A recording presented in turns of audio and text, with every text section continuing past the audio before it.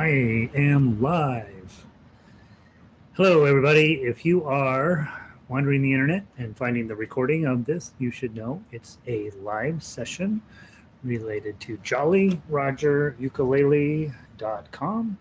That's the website you would go to pick up all of the resources, performance, or not performance, tonight's recording. Link to join. I'm going to go click. I'm going to control, so I'm pasting the, well, it should be in the process of pasting the thingamajig. Control copy, pasting the link over to the class here. Control V, there we go. Okay, link, edit. And so we should be getting some people in here shortly who will tell me if the sound is working, and then I will get the sound up and running, and then we will get the website up and running, and everybody will be happy. Control cut, update. I'll grab this,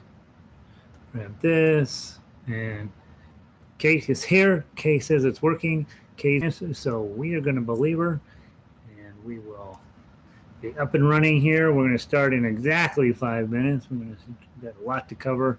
Last week I managed my time poorly, and so I am going to do a better job of managing it tonight. So that means just going faster. And as soon as I get this finished posted on here, I will be able to click view page. Should send me over here. I should see my little face appear right here. I'm thinking about, that's me. All right, so now everybody can get in, and I got this is that from earlier. Valerie is in from Chicago, and she's ready to rock. Let's see, Chicago. What do I know about Chicago? I know I was there once and it was freezing. That's my complete knowledge of Chicago. Let's see, that's pretty bright over there. I'm going to go adjust that one light just a bit.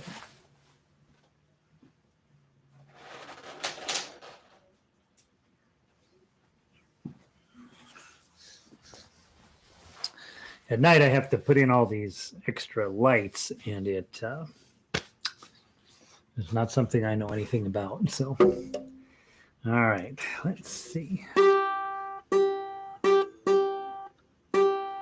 You, of course, own a Snark tuner, super tight HZ. There'll be a day when somebody comes up with a better tuner, but until then, this is the one. Hello, Michael Mackenberg. That sounds like a British financier, Mackenberg. All right, they're good buddies here from Colorado. Who else logged in? Gary and Diane put me in a 2-hour session today. They were here earlier, and now they're here again. They're gonna take over. They're gonna storm Vancouver, Washington with ukulele. That's their plan. Let's see who else is logged in here. Lanny just walked in. Good evening. Sound good? My face is a little hot. I know Lanny was in broadcasting for ever. And probably every time he watches me do this, he's like, oh God, I got to give that guy some advice. It's bad. Yeah, I definitely am winging it here. Lanny, someday you're going to give me a list of things I got to stop doing or start doing or something. I don't know. I should stop babbling most of the time, as I know that. Let's see. Cindy, you can drop stuff off at my studio right now for work, but you can't come in. So if you feel like, yep, I want to just get my strings changed, we can just toss me an email. We'll set up a time with you. You can drop it off. And then depending on what you want to do, if you want to stay, you can hang out in the parking lot, and then I will do it while you wait. Otherwise, I will take it from you for a couple days, and then you'll come pick it up, whichever works for you. Hey, Patty, welcome in. It's not freezing today. Hot, humid, and rainy. I think those are the two temperatures in Chicago, as far as I understand. Super cold or super hot, right? And so that's what my understanding is. Hey, Pauline, welcome in. Janice, I gotta go get your piece of paper. Oh, nobody leave. I'll be right back.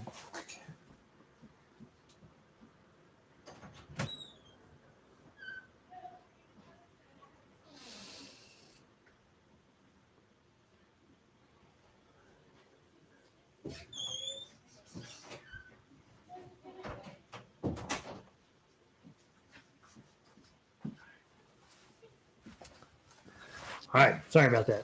As soon as I saw Janice, I knew I had made a mistake. All right, who else wandered in here? Let's see. Carol's here. Welcome back, Carol. Hope we had a big jump. Let's see, who else? Pauline says I look good. That's not true. Mary and Janice are here, all the way from Australia. Can you believe that? Let's see. Carol is back for more. Evelyn is in from Ecuador, which is super exciting. Anne is in from the Montview neighborhood over here. It's a nice place. That's where we used to teach a ton of ukulele classes before they, before the crying time. Jill's here. Mike. Oh, Mike Burke is it really, Mike? That's fun. Jasmine and her watermelon ukulele are here. Laurel's back for more punishment, as is Terry. Mike, Christine, Kat's in from Texarkana. That's one of the best towns ever named. Diana is in. Hey, Diana. Kat's even on time. I know she has a hard time with clocks. Elizabeth is in. Cindy. Let's see. Marie, welcome in. Phyllis is in from Ontario, Canada. Very exciting. Lindy, Leslie, Jude is in here. Everybody's logging in. Lindy, BC before COVID. BC before COVID. I like that. That's funny. Linda's in from Sonoma Valley, California. Sonoma. I don't know if it's Sonoma Valley, but anyway, she's got a way better deal than the rest of us. Jacqueline's here. Sandy's in from Michigan. So, all right, kids, we're gonna get started. We got a ton of stuff to cover. Basically, those of you who are newer, I want you to be playing the easier stuff, okay? Then I want you to sit there and work at trying to get where some of this stuff makes sense, and then we'll be talking about higher level. Not higher level isn't the right way to talk about it, but we'll be talking about. We're going to talk easier stuff to play, then some music theory, and then we're going to play some harder stuff. Okay, so that's the plan for tonight. Let's see, who else? Manette's here. Alex, logging in from Boulder. Boulder is way better than Denver, by the way. Linda's here, and Michael. All right, I'm in tune. If you're in tune, let's grab Frere Jacques. That's the one we're going to start with. This is our warm-up for today, Frere Jacques. From the top. 1, 2, ready, play.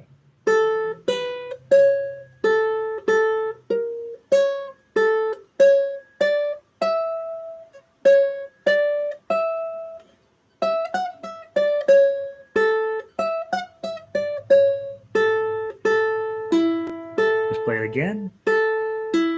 From the top.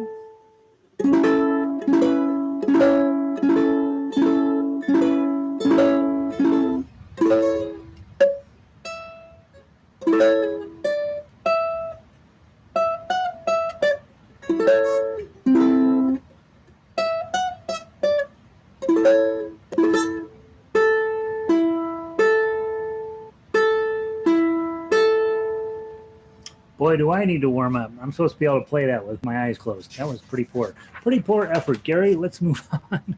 Let's move on. Let's see. Who else peeked in here? Lynn is here. Deborah's here. And Renee is here. Good to see you guys. Elizabeth, I did get your email about Wednesday's string changing. I think it'll work. So just I realized there's some chatter over here about it. I think it'll work, and I apologize for not writing you back. Next one on our list is, what's the next one on our list? Soft Kitty. Let's knock that one out. Okay, Soft Kitty, 2 chords, F chord, C7. Okay, you decide which way to play it. If you're comfy with chords, and that's it, play those two chords. If you're comfy with playing individual melody, play that. And of course, if you are feeling spicy, let's play the tough uke. Okay, we'll play it doll through 8. Go back, play it again. 1, 2, ready, play.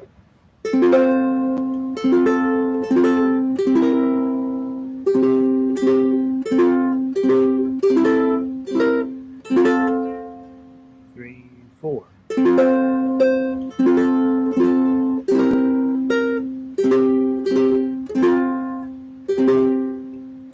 Back to the top, play it again.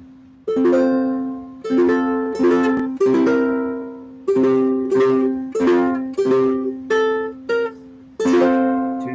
3, 4. 2,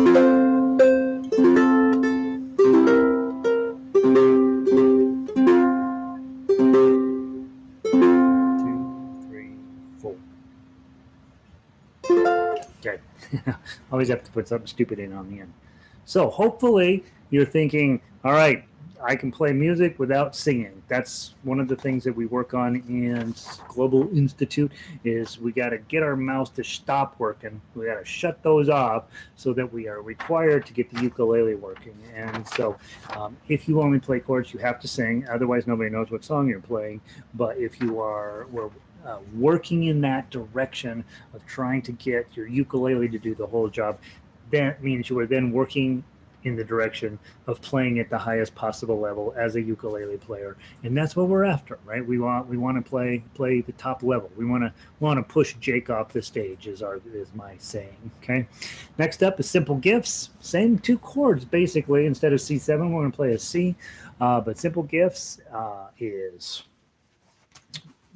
nice melody, 2 chords. That's the kind of song I like. Let's see. Welcome in, Chris. All right, here we go. What I will do is I'll count in 1, 2, 3. If you're playing just chords, you have to sing. Okay, there's that. If you are playing melody, you're going to wait 1, 2, 3, and then you play one note at a time. And if you were a tough euchre and you have some general sense of what that's supposed to look like and feel like, you're going to be doing that. 1, 2, 3.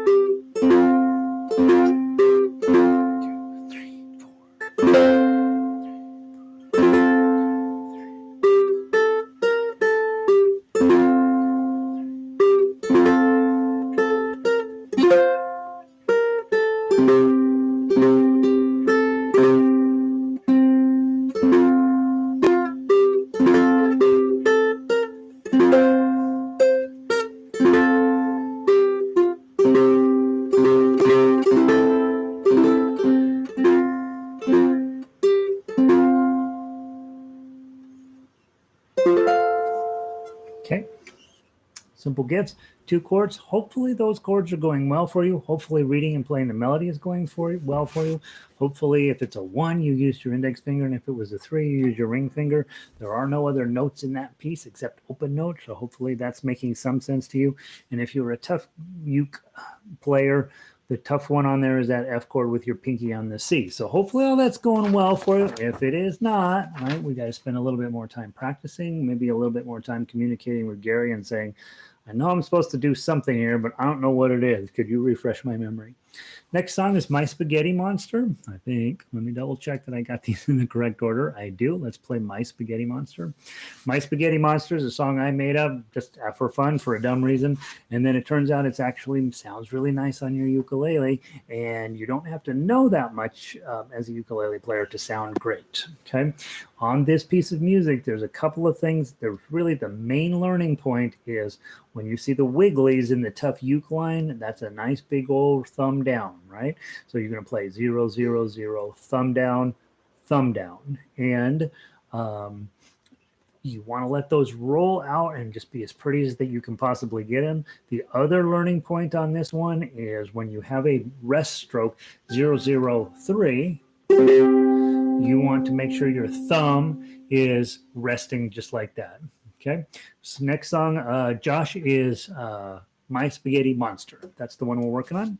Okay. And again, that rest stroke there is really a critical piece of information. Okay, those of you who are top level players, you should be already thinking in terms of, I'm playing this way, and I'm going to be adding in as many extra notes as I possibly can in those, in between those half notes. You got two whole notes, right? So that's a great opportunity for you to add in some decoration in those spots. Okay, My Spaghetti Monster from the top. 1, 2, ready, play.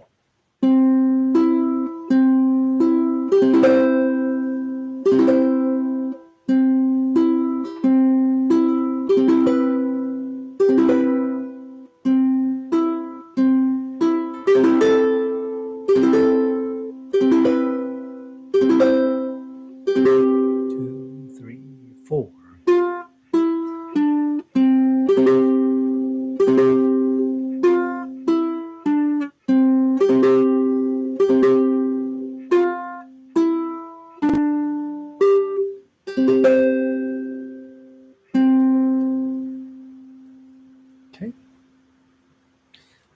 Here's the thing. We talked about it last week. If you don't have any songs memorized, if you don't have any memorized, that's not as an acceptable situation to be in. Tonight, go memorize this one. It's going to make you sound great. You walk into the music shop, they got ukuleles on the wall. You don't have your sheet music with you. You want to go talk. You're like, oh, I want to go try those ukuleles, and you go play this song, right? So that you have something that you can play when you find an unsupervised ukulele out there. You got to know how to play something on the spot, and that's the one I want you to. That's the one I want you to do. Okay, let's see. Next up, Brahms Lullaby. Okay, and let's go grab that one. Brahms Lullaby. If you're new to this activity, all of our sheet music is posted at jollyrogerukulele.com, and that's where you can go download all of the good stuff. Okay. All right. Next up. By the way, last week we had a Tilly Tilly Boom, which was this creepiest lullaby. We have Brahms Lullaby, so that's 2 lullabies. Next week I'm going to drop All Through the Night on you, so that'll be 3 lullabies. Then I found 4 other lullabies in my hard drive.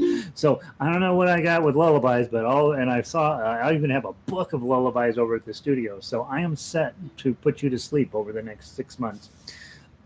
How many more weeks we got? 10 more weeks, something like that, 12 weeks. All right, Brahms Lullaby. Some of you are thinking claw. Some of you are thinking thumb. Some of you are thinking one note at a time. Some of you are thinking C, F, and G7. Those are the things you're thinking about. Whatever level you're on, that's okay. That's where we want you to be.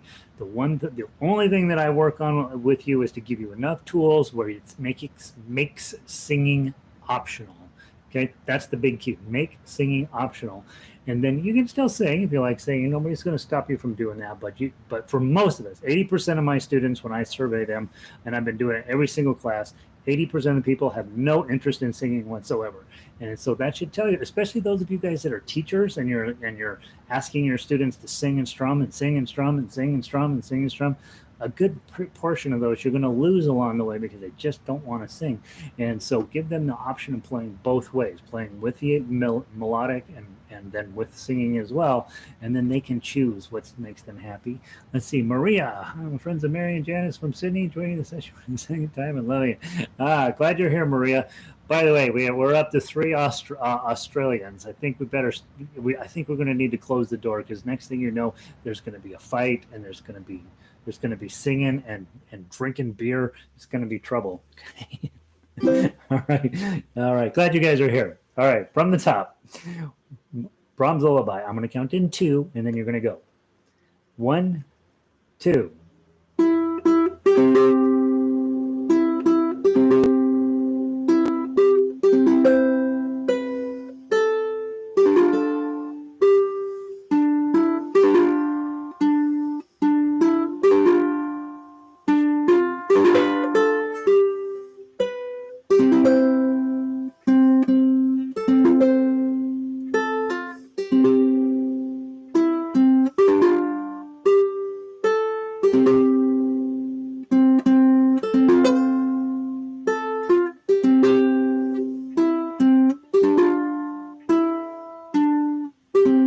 top.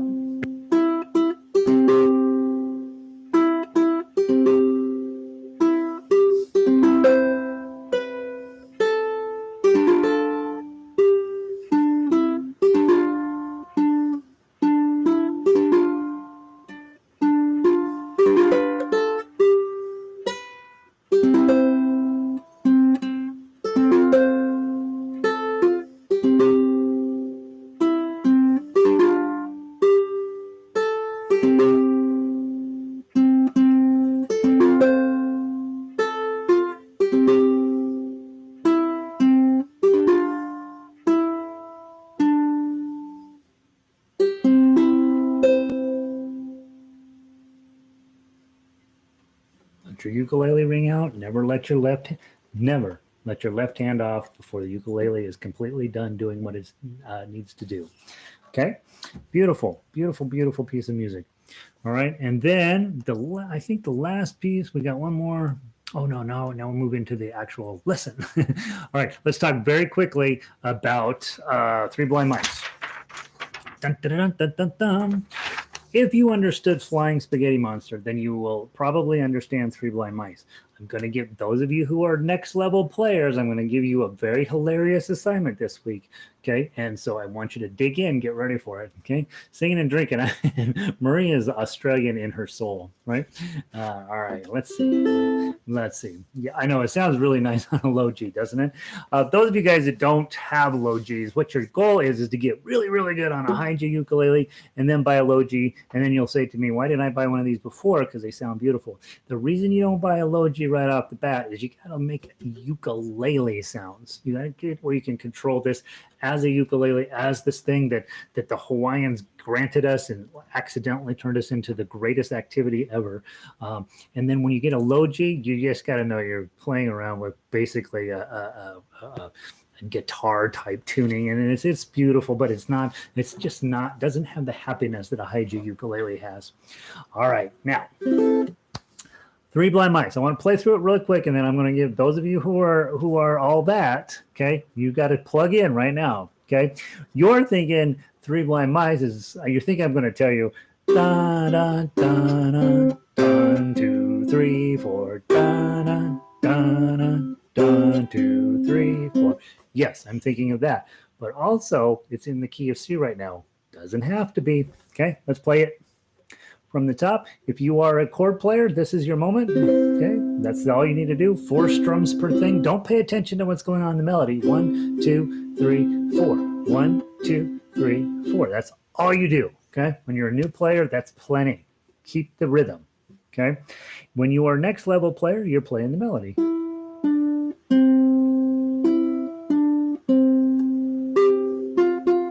That's a lot. That's why I do what I do right there. That's beautiful. Okay.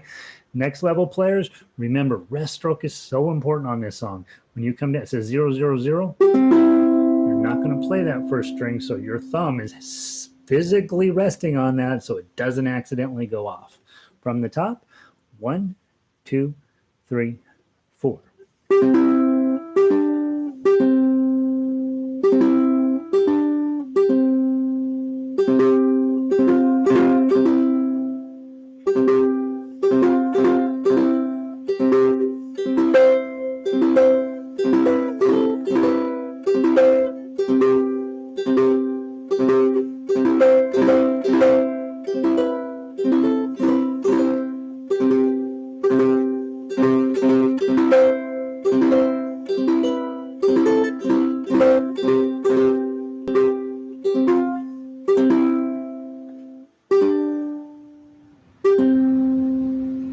Okay. Three Blind Mice, key of C. Let's say that you were going to sing this song and key of C wasn't fitting your voice very well. I can tell you, if I had to sing those 3 high C's, the frequent high C's that show up would be pretty tough. I'm just not able to hit those with my voice. I'm not able to hit any note, but those in particular. Okay, so instead of going 3 blind mice, I would start looking around for other keys that were better for my voice. My first thought would be B flat, which would be your first thought, right?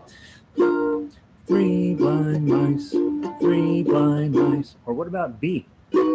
Three blind mice, three blind mice. See how they run, see how they run. What about F? Three blind mice, three blind mice. See how they run, see how they run. I don't know, not so great. What about D? Three blind mice, there we go. Three blind mice, see how they run, see how they run. They all went after the farmer's wife. Okay, what about A? You know A? Three blind mice, three blind mice. See how they run, see how they run. Okay, so what you know about a one chord song is it doesn't matter what chord you grab, it's going to be fine. Okay, if I grab E flat, three blind mice, three blind mice. See how they run, see how they run. I can grab A flat. Three blind mice, three blind mice. See how they run, see how they run. Okay, so when you have a one chord song, you can transpose it into any chord as long as it's major, right? Your C major, so you got C, C sharp, D sharp, E, and so on. All of those major chords you can transpose it in, try to find your perfect key for your voice. Next level players, this is your homework for the week. I will add it to the homework sheet and put it out there. Three Blind Mice is a very, very sad song. It is a very, very, very sad song. There are these three lovely mice. They're hanging out in the house. They're running around. They are living their mice life. And then at some point, they all team up and they go after the farmer's wife. She does not find this to be humorous. She does not think it's a comedy act. She is against being attacked by three blind mice. They're blind, by the way. She should show a little respect. So what she chooses to do is pull out a butcher knife, chase them around, cut their tails off. Now, this solves nothing, right? Because you cut a mouse tail off, and the mouse is so now they just end up blind and without tails. There's no mention of them in here of what happens after their tails cut off. But you and I know mice well enough to know that they lived through this situation. Have you ever seen such a sight in your life as three blind mice? No. Things were weird enough to start off with, and then they got really, really dark. And when you're thinking of writing a song that's really dark, what is your first thought? What is your first thought? Minor, right? Sad. What about this minor one? What about that one? That's sad. What about this one? What about that? That's pretty sad. How about this one? Sad. So see, Anna's on top of it, right? It's so weird, this lag. I say something really fascinating, beautiful, you guys don't respond, then I give you the answer and then you respond, right? Because you're about a minute behind me. Here's with your goal for the week, okay? I want you to take Three Blind Mice. You take it, put it in a minor key, take as many chords as you need to, add something to it, turn it into something. Now, don't change the fundamental story here. You can change the words if you want, but you've got to take Three Blind Mice and turn it into the misery that it is, okay? So that's a next level project for you. I was working on it today. I could not possibly be more excited about this assignment. The business of grabbing a minor chord and then seeing what other minor chords go with it, that's part of our lesson today. And then seeing, all right, I got Three Blind Mice. It's all one chord. Can I play the whole thing in A minor, or can I play the whole thing in F sharp minor? Heck yeah, you could absolutely pull it off. But let's go next level. Let's add in a few other chords, see what happens then. You know, find some places to start doing some transitional chords, some adding in some seventh chords to create some tension. Really take Three Blind Mice and put it to bed. Now, the true story behind the story is even worse. Don't believe the true story. Nobody really knows where this thing came from, but there are some pretty brutal stories about where this came from. Now, when you're taking Three Blind Mice, you're turning it into a minor song and you're adding in extra chords and stuff. You may end up adding extra measures. You might end up adjusting the lyrics to fit a different meter. I was doing it in 3/4 time in A minor, sorta, earlier with, you know, some jazz voicing in it. This can be really something beautiful. And I give you this piece like you're like, oh, Gary, you're being ridiculous. This piece, I have a friend here in town. He's a jazz guitarist. He's, I think, 70 something. He has a 5-minute version of Three Blind Mice, 5 minutes long. And it is not possible for it to be played, honestly. Crazy difficult. So your job is to take Three Blind Mice. If you're brand new, you need to know C chord. If you're brand new, you need to know how to pluck out that melody. If you're brand new, you need to know how to do these tough uke with your thumb going down. If you're next level, you're saying, all right, I got it. I'm going to go take some weirdo chords and turn them into something. Okay. So, Three Blind Mice, make it cool. Okay. Next thing, Chili Chili Boom. Okay. That's a sad score. Something you're like, oh, I wanted to play that. We're not playing it this week. Next week, you're going to have 3 lullabies. Okay. I want to take those 3 lullabies and start to talk about what makes a lullaby. But also, more important than that, I want to start having just these beautiful, beautiful tunes. This one's not exact. Beautiful is not the right word for this, but these tunes that are meant to be played slower and really be thinking about, if I was going to play Brahms Lullaby at a high level, how would I go about it? What am I going to do with that? So next week we'll just look at it, because next week we've got a way more important activity than that. And so just be aware that that's coming. All right. What time is it? 7:26. We're in good shape. I will update this paper, the Global Ukulele Summer Institute 2020. I tell you not to print it out. I print it out. You don't need to print it out. I just add each week I add on the homework on there. So probably by tomorrow you'll be able to click on it again and just check and see that you've gotten the correct message from here. A lot of times you're like, I don't know what the guy said at the end of the thing. So far, your only homework is to play Three Blind Mice in every possible way and then turn it into something better. Okay. Next thing is we need to talk about this paper. Okay. That's this. Each week I'm going to talk about one thing on this paper. This is your ensemble certification. Okay. What I use it for here in Denver is I say, all right, guys, we're going to get all of these ribbons this semester. And then I usually have one person who sort of kind of does a couple of them. Okay. And then I have a couple dozen maybe that do 1 or 2 of the things. So far, we've talked about the basement black belt, that black ribbon, playing 30 minutes a day, 30 days in a row. That should be a goal for you. Honestly, find a way to do it. You will be utterly shocked at what the musician you started with at the beginning of the month and the musician you end up with at the end of the month. And so we talk about it all the time. Very hard to do, but that should be something that you put on your personal goal sheet. Next thing, composing and arranging. You can get a white ribbon for taking Three Blind Mice and turning it into something better. You can do it. Third thing, social networking. That was what we talked about last week. Have you let Facebook know you're a ukulele player? Have you let Twitter know you're a ukulele player?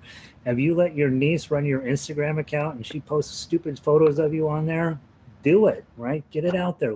Stop pretending like you've got to reach a certain level in ukulele to be able to play. We got to get over that one really quickly. And you're hanging out with me, so you know that you got that business of being a little bit nervous about letting people know you're a musician. You're a musician right now. You're here. This is hard stuff we're doing. You'll be fine. Today's conversation is about gold. Gold. Okay, gold. Soloist. You will play a memorized song of your choice for an audience demonstrating your complete skill set on the instrument. Singing is acceptable. However, it's strongly discouraged, right? I want you to memorize a piece. That's what you got to do to be a soloist. And right now, we talked about it last week, sort of gave you a hint. If you don't have one memorized, you got to do Spaghetti Monster, okay? Or Happy Birthday, one of the two, right? That's probably one that you need to have. Spaghetti Monster is going to make you sound good. Happy Birthday is going to be something you have to do, okay?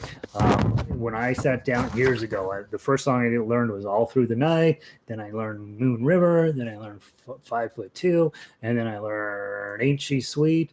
And over the years, there's been a few others that have just been piled on. But I know when I walk into a music store and there's a ukulele on the wall, I know what I'm doing right before I leave. I'm playing 5'2" and I'm walking out. And guess what's stuck in those guys' heads is all these 20-year-old boys who are used to selling electric guitars. They're going to be singing 5'2", Eyes of Blue. They won't even know what the song is. They're singing it the rest of the day. It's my gift to them, right? And I want you to have one song that you don't need sheet music to look at. So that's your goal for the week. get yourself a song memorized. Does not need to be fancy. You don't need to do Bohemian Rhapsody. Three Blind Mice might work, okay? But if don't do Three Blind Mice, do My Spaghetti Monster. If you got nothing, okay? If you got one, this would be a great summer to learn two, okay? How many ukulele songs do you need to have memorized? 3, okay? In your lifetime. One, you have to have memorized because somebody sooner or later is going to say, oh, I hear you play ukulele. Play me something. Okay. And you do. You play whatever that one song is. That's the end of it. They never ask for a second time. Never once in my life did they ask for a second song, right? But you're going to force a second one on them because you love this stuff, right? So you got to have a second one memorized to force on them. And just be ready, just in case something. Your mom might let you play a third song, but that's it. That's it. Nobody's going to let you play more than that. So you only need to have 3 total. Okay. All right. That's it on that stuff. Remember, on the website, you have a practice log. You should fill it out every single day. You're doing that, right? Okay. You print out double-sided and you can get 2 months worth out. Also on the website, for those of you, right, that's pretty legit.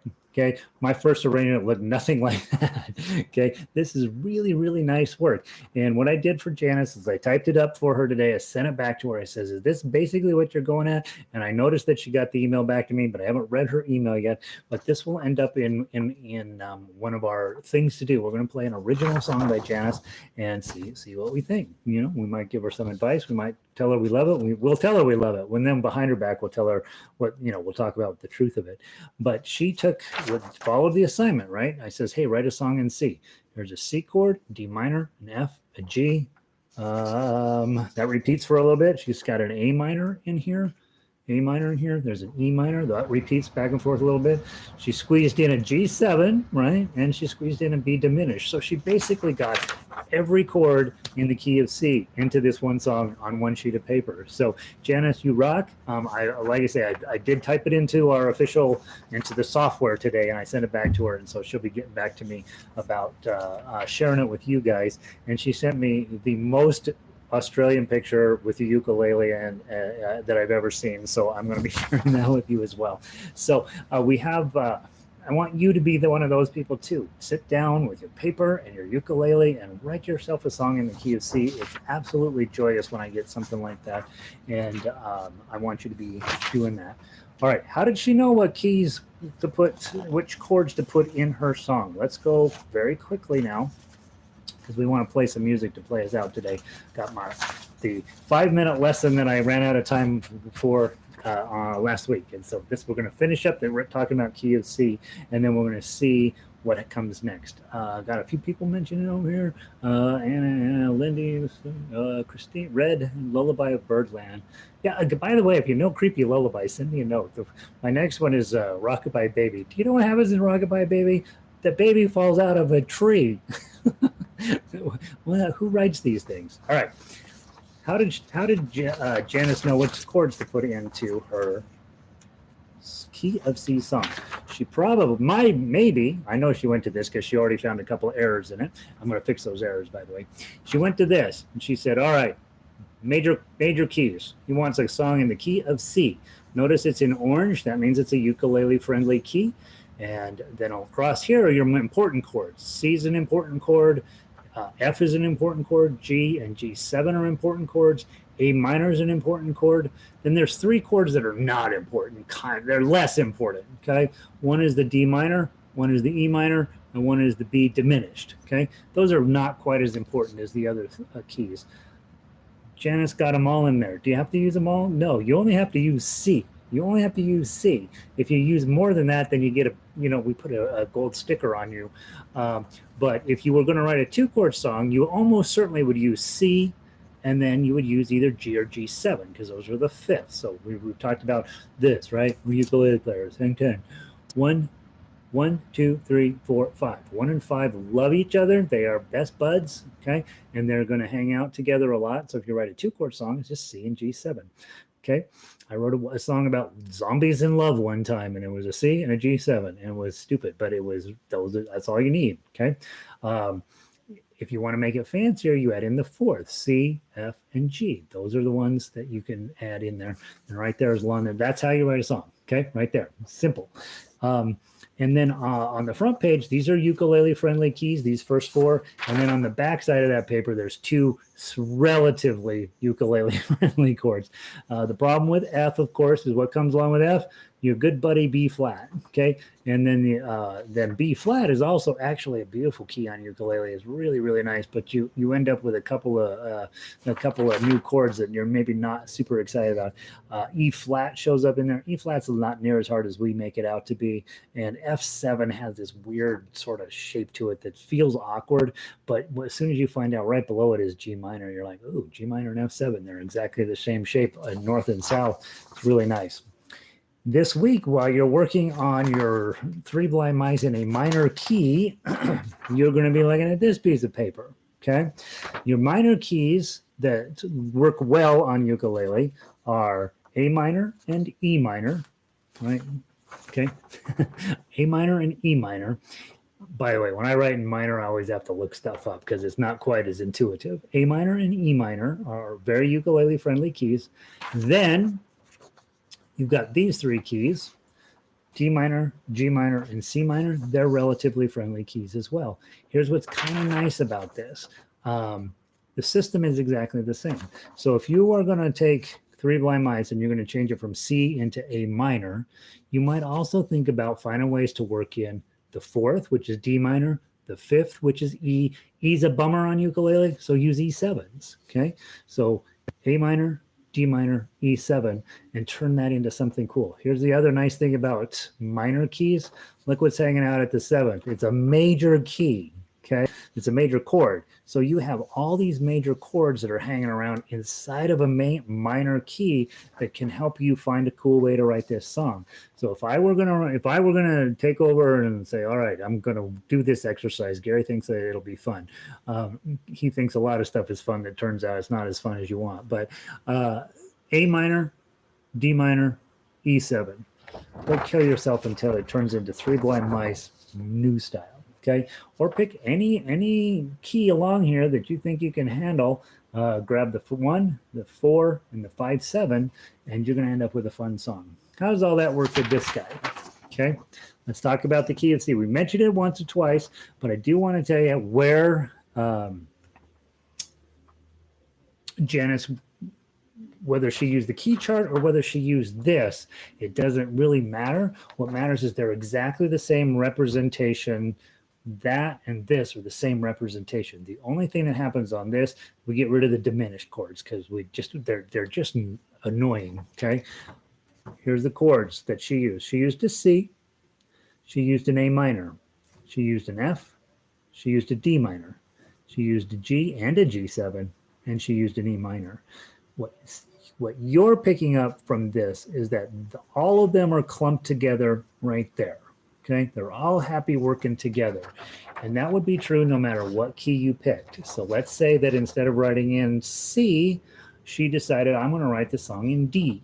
Okay, same with programming. If you're going to write in D, you're going to use B minor, you're going to use G, you might use E minor, you're for sure going to use A, and you're probably going to use an F sharp minor.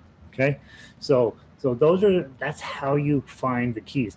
And it's also how you transpose. So let's say that I'm busy working along and I get a song, I get Guns N' Roses, whatever, and they're a guitar player, so they write in E all the time. Well, E is not friendly on ukulele. So if I'm in E and my main chords are all around here, I just roll it around. I'm going to play it on ukulele in G, and I'm going to just convert all of the chords. Every time I see an E, I'm going to play a G. Every time I see, I got to look at it, a C sharp minor, I actually think there are C sharp minors in that song, I'm going to play an E minor.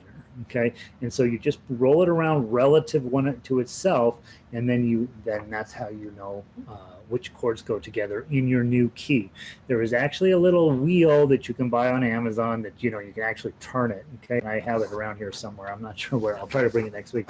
Where you can take, especially if you're a singer, right, and you grab your ukulele and everything's in C in ukulele, and you're like, well, that doesn't fit my voice for this particular song. I'd rather sing it in D, or I'd rather sing it in F. Then you just could take it and take that thing and roll it around to wherever you are, and it'll tell you your new set of keys, new set of chords. Okay, so that's how a circle of fifths works. That's what that key chart is for, is to get you thinking about what goes together. When you go to the internet, you go to ultimateguitar.com and you type in your favorite Beatles tune, and it spits out this very halfway done chord chart, and you're like, oh, thank God, now I can go to my ukulele strum along, and you email it into Doug, right?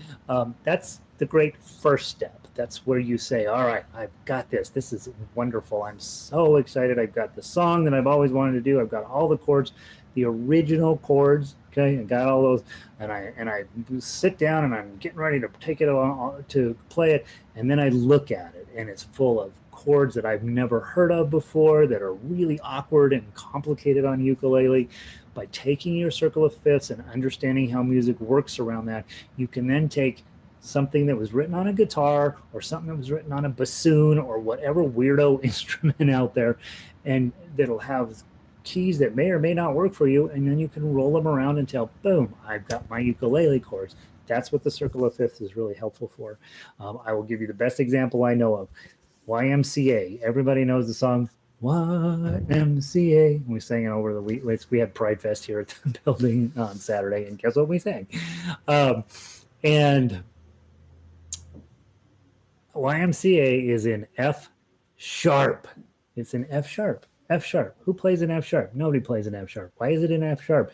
It's in F sharp because that was the key that he sang it well in, and so that's what it came out, right? And guitar players are fine. They just put a capo on it until they find a key that the lead singer can play in, and there you go. But you as ukulele players, I don't let you use capos because they're for the weak. Okay, you have this. This is your capo. This is the bar, and we're going to use that. Okay, next week, put it on your calendar. Next week, the ultimate, legendary, worldwide, famous, global ukulele institute, whatever. We're going to do the bar chord workshop. A lot of you guys tell me I'm frustrated by B flat, and I always tell you, don't worry too much about B flat. I got way worse chords coming. The truth is, I don't really have worse chords coming than B flat, and we're going to take time to go through all of those. There's only 10 shapes, guys. There's only 10 shapes in all of ukulele for all the majors, all the minors, all the sevenths, and all the diminished. Okay, that's a lot of music with just 10 shapes. Okay, and I'm going to teach you all 10 of those next week. So put it on your calendar and be here. Okay, if you've been through it before, you know that you didn't actually follow through with the homework, and so you need a refresher. All right, let's go to this piece of paper. Notes to keys to chords. All right, fun. Let's see, fun playing. It's always fun playing with me, Judy. Come on. All right, why is this? That's why it's the circle of fifths. Yay! Right? The light bulb went on for Mike. Circle of fifths. You'll get shown it to you, and you'll get shown it to you, and you'll get shown it to you. About the 6th or 7th time somebody explains it to you, then you'll be like, "Oh my God! Why didn't anybody ever tell this to me?" The circle of fifths was the very first thing I created when I started working on ukulele, as a number one most important thing that I needed right off the bat. I created that. It's, and I put it out there on the internet, and now everybody I've lost control of the copyright, which is good. I'm fine with that. But it's that important and it's that good. It's just pure crack for musicians, the circle of fifths. It's wonderful. Barre program will be here during Global Institute. Yeah, Barre chord program Monday night next week. Give it a go. It was fun. Gary gets so. You might have figured this out. Gary's stupid. All right, let's play these two measures. Okay, you're gonna play these two measures. I want you to notice how pretty it is on the piano part up here, right? Do do do do do do do do. Okay, let's play that part. Measures 1 and 2 from the notes to keys to chords page. From the top, 1, 2, 3, 4. 0, 2, 0, 1, 3, 0, 2, 3. Stop. That's a key. Okay. We took all those notes, all those individual notes. Anytime you pluck a string, that's one note. Okay. That's one note. Okay. We took specific ones. We didn't pick just random ones. We picked ones that were going to sound good together, and we made a key. So 8, technically 7, but really we think of it as 8 notes will make a key. So let's play it one more time. 1, 2, ready, play. Do, re, mi, fa, sol, la, ti, beautiful, right? There's a Sound of Music song that goes something like that. Okay. Now, the other thing you can do is you can go backwards. So start at the end of 2 and let's play it backwards. 1, 2, ready, play. 3, 2, 0, 3, 1, 0, 2, 0. Okay, so your notes can go up or down, doesn't matter, right? But it's just that specific collection of notes makes a key. Last week, Cindy asked, well, what's a pentatonic scale? On a piano, if you picture a piano, there are 8 white notes that are in a specific pattern. C, D, E, F, G, A, B, C. They're all white notes, right? If you decided to play a pentatonic scale, you would just go play the 5 black notes that are hanging out in that same group. That's a pentatonic scale. And it's a little bit more complicated than that in the sense that you don't necessarily have to always use those exact 5. But that's basically the difference. If you ever played a piano and you just played all the black notes, it's impossible to make a bad sound, right? You're just going to sound beautiful no matter what you do. If you play only white notes, you're going to sound great. It's when you start mixing them up that it takes a little bit of skill. Okay, so let's play from the measure 1 all the way up and then all the way back down. The only rule is we don't repeat the last 3. So we're going to go 0, 2, 0, 1, 3, 0, 2, 3, and then immediately turn around and come back down the scale. So we'll go all the way up and all the way down. Just don't hit that top note twice. Okay, here we go. 1, 2, ready, play. Do, re, mi, fa, sol, la, ti, do, ti, la, sol, fa, mi, re, do. Okay, kind of proud of my singing there. That's as close as I'm getting it, even in the ballpark, as I've ever gotten. Okay, now here's what's a bummer about ukulele and what's awesome about piano. If I wanted to add on, turn those into chords, the first thing I would do is I'd play a C, and then I'd skip D and I'd play E, okay, because they sound good together. C and D sound weird together. C and E sound great together, okay? So on the piano part of this, measures 3 and 4, all I did was add 1 note onto the top of every single note you've already played. So in the C, I added an E note, and on the D, I added an F note, and on the E, I added a G note, okay? On the piano, this is very easy. Blank, blank, blank, blank, blank, blank, blank, blank, blank, blank, blank, blank, blank, blank, blank. Okay, and there's only 1 of each of those notes on the piano, and they're all set up real nice next to each other. We have lots of those notes on here, and the bigger problem is you can't play. If one note is, if 2 notes end up on the same string, you have to start using more than 1 string in order to get it. On a piano, you always use more than 1 string, but on the ukulele, sometimes we do and sometimes we don't. And so now you see this is going to get quite a bit more complicated. Piano has this easy peasy, and we actually have to do some work here. So I want you to use these 2 fingers. Okay, we're going to do 0, 0, and then 1, 2, and then 3, 4, and then 1, 0, and so on. Okay, just use these 2 fingers and pinch. Okay, from the top, measures 3 all the way up to 4. 1, 2, 3, 4. Double 0, 1, 2, 4, 3, 1, 0, 2, 3, 3, 5, 5, 7, 7, 8. Okay, gets really messy, right? Let's try it one more time. I kind of blew it. My tone was terrible. I'm going to look at my ukulele. From the bottom, number measures 3 and 4. 1, 2, ready, play.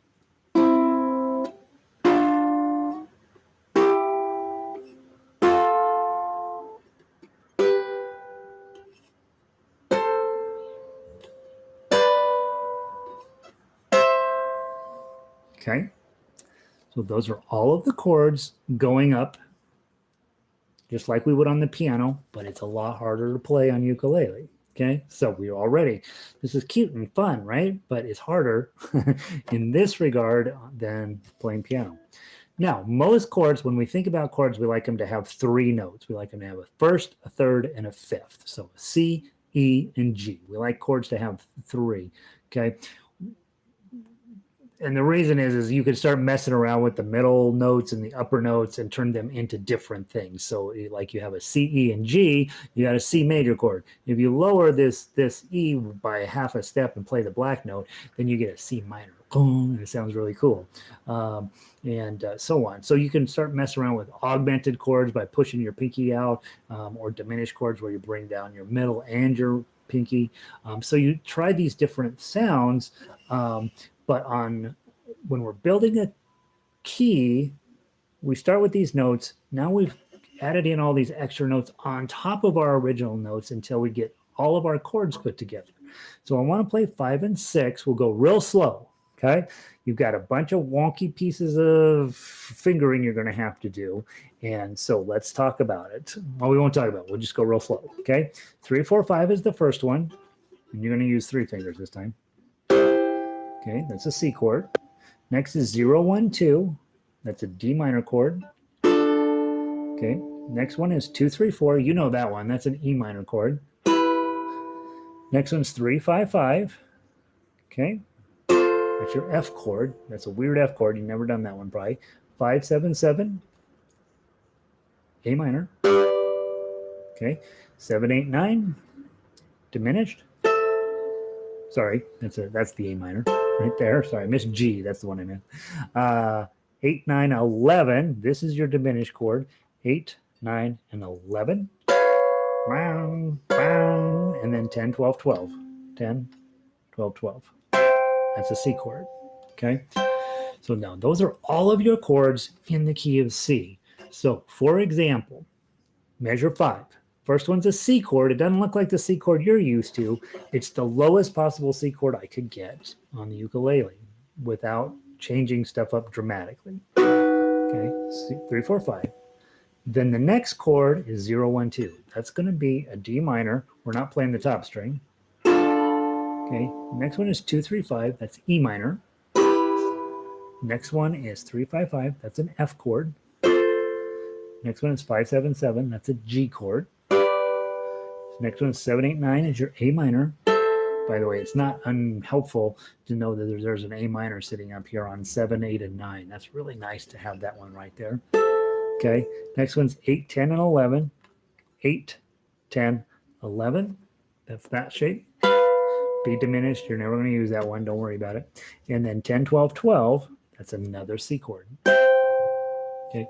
So if I was playing piano, I would go blum, blum, blum, blum, blum, blum, blum, blum. And it would sound amazing, right? Blum, blum, blum, blum, blum, blum, blum, blum. But on ukulele, we have all these awkward fingerings to do that same exact thing. And it's because you can't play the same. You can't play 2 notes on a string, and so we're having to use strings that we're much less familiar with to get these notes. Okay, so in order to solve that problem, ukulele said, you know what? We're not going to go all the way down to the fretboard to get the other C. That's ridiculous. We're just going to arrange things differently down here. And guys, some of you have taken this class. A lot of ukulele teachers will show up and say, I'm going to give a chord inversion workshop. Okay, what that means is we're just going to play bar chords. That's really what it means, right? But what we're doing is we're taking these really wonky chords way up the neck, and we're going to refinger them so that we can bring them back down here where the ukulele sounds better. Okay, so Linda says, I lost you and just went back in. I missed measures 3 and 4. Oh, Linda up there in Sonoma, they got wine, they got perfect weather, they're in California. Life is great there, but their internet. Right. Okay. I'm glad you're back, Linda. You can check the recording if you absolutely have to, but you can figure it out. All right. So to get C, D minor, E minor, F, G, A minor, B diminished, and a C into more rational place on the ukulele, we do chord inversions. We switch everybody around. So instead of playing on a piano, we play C, E, G. Sometimes you play E, C, G. I'm sorry, E, G, C, right? That's this one, E, G, C. Sometimes we play G, C, E, which is this one, right? So sometimes on a piano, not sometimes, lots of times, we'll also rearrange the order that the chord is on the keyboard because it's easier to get to for one reason or another. That's what we're doing here on ukulele. So Your first chord, 003, you know that popularly as C chord. Okay. Next one is D minor, index, middle. Okay, put your F chord on first, then put your ring finger on. D minor, okay. E minor, 2, 3, 4. Beautiful. F chord. Now notice the tone went down a little bit. Like if you're in an E minor, sounds kind of high, you go to F, kind of drops down a little bit. Okay, so don't think of chords as being higher than another one. When we do our chord inversions on ukulele, it's to keep them down here at the end. And so sometimes they feel a little higher than others, but that's not the point of it. Okay, next one's a G chord. Next one's an A minor. Last one's to B diminished. And then I put a fancy C to wrap up. Okay, now let's play just through that set of chords, and that way you'll know every chord in the key of C. Okay, from the top, 1, 2, ready, play. E minor, F, G, A minor.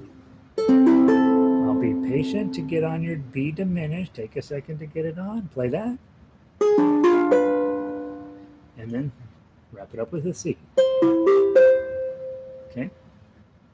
Now, I do want to point out two things. A few of you have told me, hey, I want to learn to read standard notation on ukulele. It's very important to me. I have played a piano when I was 12, and my piano teacher beat it into me that it was important to learn how to play music. It is not important to learn it on ukulele, but some of you want to do it, and that's okay, right? I'm not against you learning it. Just know that what you think your goal is and what your real goal is are probably, you're not quite there yet, okay? Here's the problem with standard notation on high G ukulele. Go over to measures 9 and 10 and look at measure 9. Look at the C chord there. Okay, you will see on the tablature part 0003. You're like, yep, that's a C chord, love it. And when you look at the standard notation above it, you see a C, a G, an E, and a C, right? Very exactly what we'd want it to be. Now, go to the end of measure 10. Okay, you get that higher level C, 3, 3, 4, 5. Okay, so this is a C chord, and this is a C chord. Okay? Those are both a C chord. Here's the problem with standard notation. If you look at the notation above the one that begins measure 9 and the one that ends measure 12, the standard notation is identical. It is identical. You and I will agree as ukulele players that this chord and this chord are not alike in any respect at all. There are times you will use this one. This one is what you will use 99% of the time. Hanging around Gary, you're eventually going to be using that one.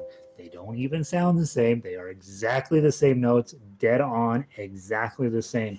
That's the weakness of standard notation in ukulele, particularly ukulele, even more so than guitar, is that because we're tuned re-entrant, this stuff gets all shuffled up crazy.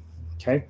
Now, I want to finish up our discussion because some of you are going to go write a song this week, and at the bottom of the page are some chord progressions. As we talked about, there are some chords that are more important than in a key than others. I laid them out for you. So they're 1, 4, 5, and 5, 7. So look at measure 11. Your main chords in a key of C, C chord, F chord, G chord, back to C chord. Okay. If I'm Bob Dylan, that's all I need. Okay.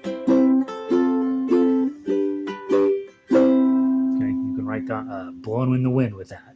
Okay. If you want to make it fancier, you use a G7. So that's measure 12.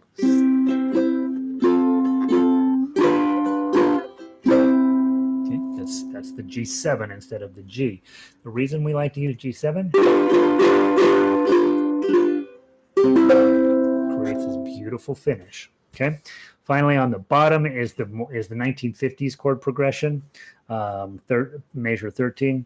Go from C to A minor, play an F and then G7. Keep it going all night long and you will be in 1953. That's sort of a chord progression that's super popular, or it was back in the 50s. Okay. We took up the rest of our time. So here's where we're at. This piece of paper should help you understand what a note is, help you understand what a key is, help you understand how chords are built, and then finally how chords are work on a ukulele as opposed to a piano. Piano chords are way easier than on ukulele, and then finally which chords go best together. That's the purpose of this sheet. Now I'm going to run out of time. I know you guys are going to kill me. Monday through Friday at 1 p.m. Mountain Standard Time, I offer a come play with me activity every single day, and I record it and I put it onto the website. And so if you can't make it live, you come and you sit through all of my stupid jokes and play along with me there. What we didn't have a chance to do tonight is we got Come Josephine, My Flying Machine. I'm going to start with that next week.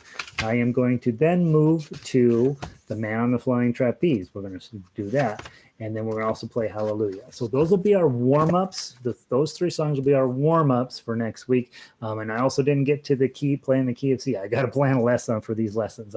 We usually do an hour and a half here in Denver. I figure an hour online is enough. So I'm going to try to learn to dial back just a little bit. We're going to play those three songs. We're going to play whatever arpeggio you're supposed to play this week, key of G, I think. And then we are going to talk about bar chords the rest of the time. So next week we'll warm up with some songs, and then we're going to put our thinking caps on, and we're going to knock out the 10 shapes that you need to know to play bar chords. And I do apologize how I'm still struggling with time management a little bit. So I'm going to get better. I'm going to try. I'm really trying, you guys. And so if I said anything that made any sense tonight, give me this, right? Give me a thumb up. If you haven't subscribed, you probably ought to. We are sometimes I'm a little late getting stuff posted on the website, and you can just come straight to YouTube and log in and be here. And that's what's going on with what we do here.